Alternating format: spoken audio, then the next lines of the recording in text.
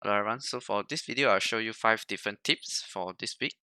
Alright, so the first tip is make sure your RGB is not on when you're using the Snakehook brush. Okay, so for example, if you look at this cube over here, the cube is a green color and the body painting is already on, colorize is already on. And then if you use a Snakehook to try to move the shape, because the RGB by default is on the Snakehook brush, and then if you just want to move things around, you may end up moving the colorized area as well. Okay, so on this model here, I have a old man's face. And then if my color is on green color, the colorize is on. And then if I'm on Snakehook and the default RGB is on, so if I try to move the parts, bang, it becomes green color. Okay, so just be careful of that. You know, if you want to use a Snakehook, okay, remember to off your RGB. Next tip, keep the gradient off. So unless you want to use gradient colors like this, so gradient colors you would start off from the middle. So for example, now it's using a white in the middle and then gray on the outside. Okay, so same thing. If I were to use one of this paintbrush and I on my gradient tool, and now if I try to paint, you'll have this effect. It's almost like a bit like watercolor, or there's weird edges on the outside. So you will keep constantly becoming greedy. So unless you really want to have a gradient effect for some reason, then you will start using this gradient if not keep this off. Alright, so next tip, reminder to how you can easily render in Zbrush. I made a one with all the steps in one screen, so it might be easier for you.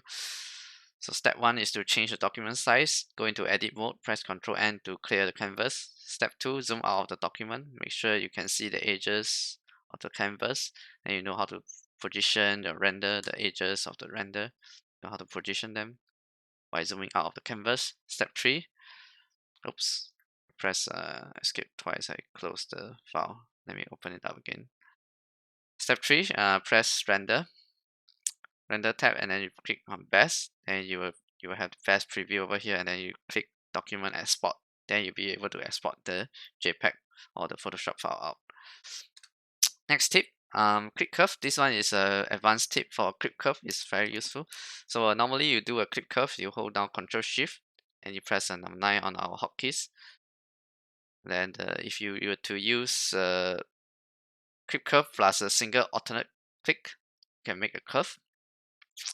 If you use a Clipcurve plus double click alternate, you can make a sharp end 90 different angle like this. So it's a double straight line to clip. So let me show you. So this is the old man's face. So number 9 brush, skip this node.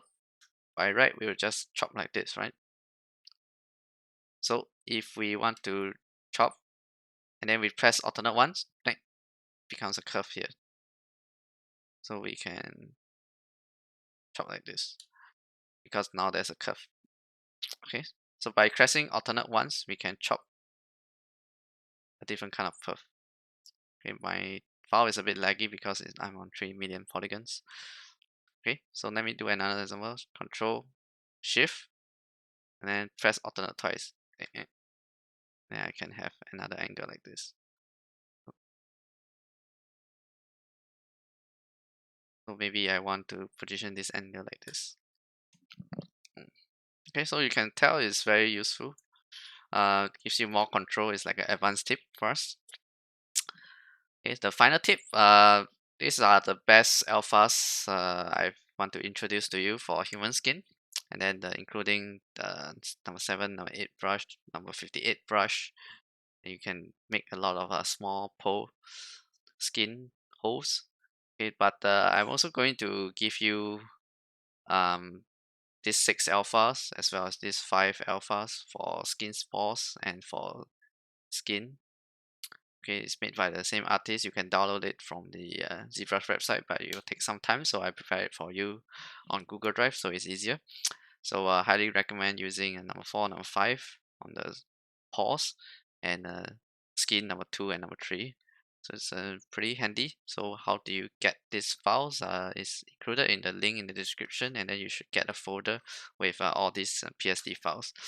So halfway throughout the video playlist, you will also notice me talking about this before, and you just go to this folder and import this into your Zbrush. So for example, now on this Window Explorer, I'll use my number 8 brush, and then I'll grab the alphas, I'll press import, and I'll just import into this all these PSD in.